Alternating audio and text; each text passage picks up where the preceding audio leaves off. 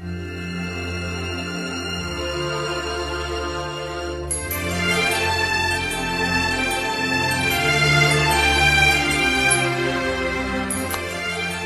ഊഹം തെറ്റിയില്ല.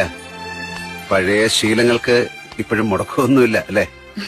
ദൈവങ്ങളല്ലാതെ മറ്റാരും തുണയില്ലല്ലോ. ദൈവങ്ങളെങ്കിലും ഉണ്ടല്ലോ, അത് ഭാഗ്യം. തൊഴണില്ലേ? ഇല്ല, തൊഴാൻ പറഞ്ഞ ആളെ കാത്തിരുന്നത്.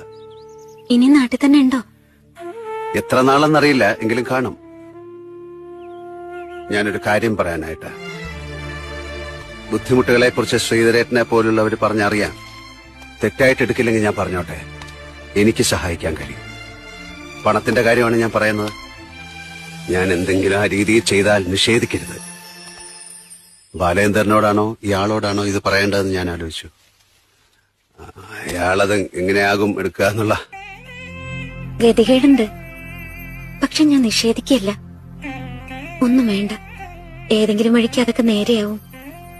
അതിലൊക്കെ വലിയൊരു സഹായം ചെയ്തത്. കുറെ കാലം മനസ്സിൽ തോന്നിയൊരു വെറുപ്പുണ്ടായിരുന്നു, ഒരു ഭാരം. സത്യം അറിഞ്ഞപ്പോ അത് മാറി. അതിന് നന്ദി പറഞ്ഞിട്ട് വരിക ഞാൻ. ഒന്ന് നിർബന്ധിച്ചടിച്ചേൽപ്പിക്കില്ല. വല്ലാതെ പ്രയാസങ്ങൾ വരുമ്പോൾ എന്നെ ഓർക്കാം. ഒരു വാക്കാരോടെങ്കിലും പറഞ്ഞയച്ചാൽ മതിയാവും.